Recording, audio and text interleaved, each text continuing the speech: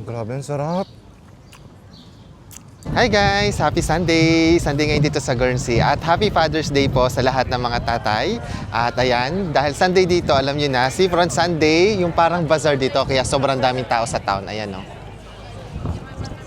So, 1:30 na ngayon ng tanghali, medyo na late tayo at gutom na ako. Hanap tayo ng pwedeng makainan dito. Okay, so nandito ako ngayon sa isa sa mga Pinoy dito, si Ate Makey at saka si Kuya Christian. Si Bix by JD, no? So, wala dito yung mismo may-ari. Si Kuya Dave at saka si Jen. So, nagtitinda sila ng mga donut dito at syempre, super special kasi ube. Order po ko nito. Ube po. Isa lang po muna.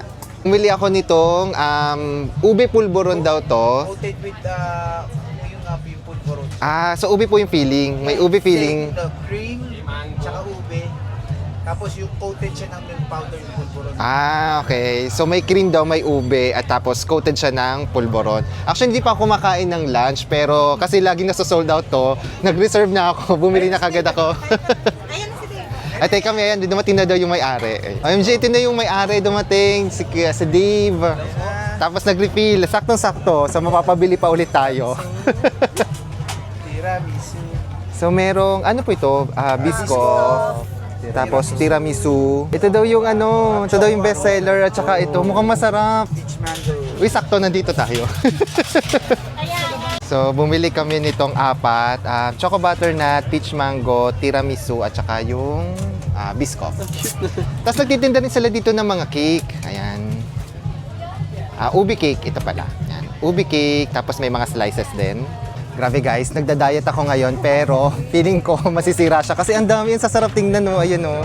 Dami kong binili mga donut. Tapos kumuha rin kami ng ubi slice at saka nitong kanina pang ubi pulboron. Super sarap.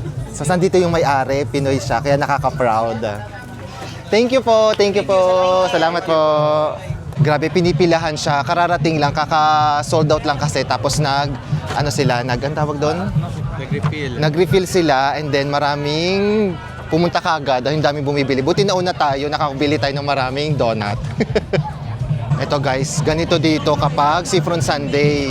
Sobrang daming tao at saka sobrang daming kakainan. Hindi pa ako makapag-decide kung saan ako kakain. Ayan. Tapos meron ding banda dito, kaya lang pang English yung kantahan nila, so hindi ako masyado makarelate. Walang mga Tagalog.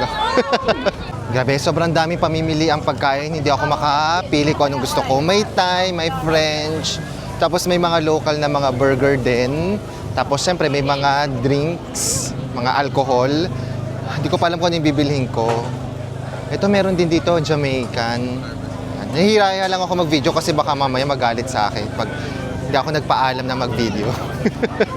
Merong mga flag ng Philippines dito kasi meron pang isang nagtitinda. Mga Pinoy naman na tinitinda nila dito. Ito si Ate Meg. Hello! Hello po! Hello po! Ayan, may mga bumibili. Kaya lang hindi na ako umabot. Ubus na. Ano po to? Adobo? Beef, pares. Pares. Lechon ba yan? Lechon, beef, roll. Roll. Tapos meron ding mga kakanin. So, Hopia. ano yan? Tikoy, roll. Tikoy. Tapos hopia, saka espasol. Espasol. Wala na dito. Ano to? Ube. Mali yung Hindi ba yan? mali lang. Hindi, mali lang yung picture. Pero tikoy roll. Okay. May ube po sa loob. Kaya lang. Sayang wala na. Nagugutom na ako. Hindi ako umabot, guys.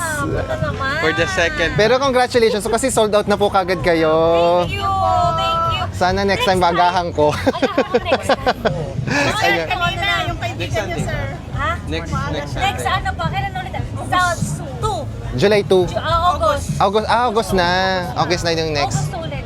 Sige po. Yung mga ibang mga Pinoy, pupunta na sila ng maaga kasi alam nila nauubos. Kasi na-late po ako ng gising ngayon, diba yan? Sayang. Next time ulit. Next time po. Pero pasensya na po, sayang. Ayan guys, may Philippine representation ulit tayo dito.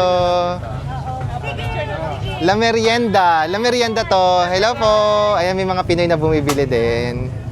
Grabe guys, nakabili na ako at ang binili ko ay itong Pad Thai. So ikaw, Mau, ang binili mo ay Beef panang. Beef panang daw. So sasali kami napunta kasi ubos na yung sa sa Pinoy, may nagtitinda kasi ng mga Pinoy na ulam tsaka kanin, sayang. Late na kasi kami nakapunta ulit ngayon dito. Tapos dun sa yung mga lamesa doon, puro mainit. Eh syempre alam niyo na, ayaw natin nabibilad sa araw kasi nga sayang ang skincare. Tsaka tangot mangitim.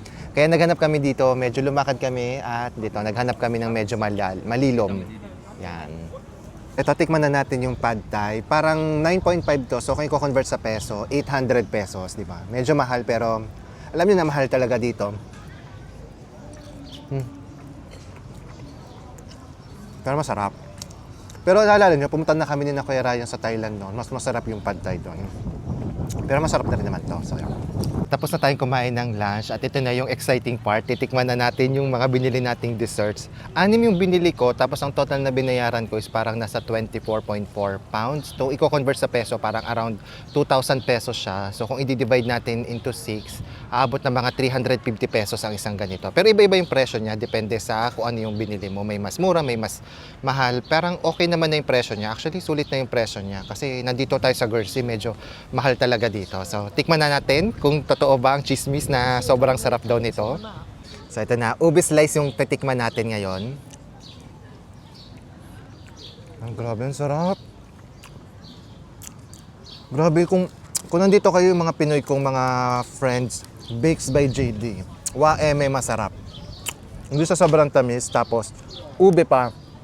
Sabi nila, nahihirapan daw silang explain kung ano yung ube kasi may mga lokal na bumibili kung ano daw yung ube. So sinasabi nila taro. Kasi di ba parang purple yam to, pero parang hindi yata masyadong sikat. And ang sarap, grabe. Sulit. Ang sarap, promise. Ay, grabe guys, sobrang busog na busog ako, tsaka sobrang sarap nung kinain ko. Sayang lang hindi ako nakabili kay Ate Meg do sa La Merienda. Feeling ko masarap yung mga tinitinda nilang ulam at tsaka kanin. Next time siguro agahan ko. Tapos nakaka-proud lang kasi dalawa yung Pinoy na representative natin dito sa Seafront Sunday. Ayan o. Marami kasi nagtitinda dito, may iba't ibang may Africa, may Asian, may Thai, di ba? Tapos meron ding mga local, mga burger, mga sausage roll. Tapos merong isang dessert, si Bakes by JD nga yung mga donut. Tapos si Ate Meg, yung sa La Merienda naman, mga lutong Pinoy. So nakakatuwa lang na meron tayong representation dito. At ayun, thank you po sa magsama sa akin.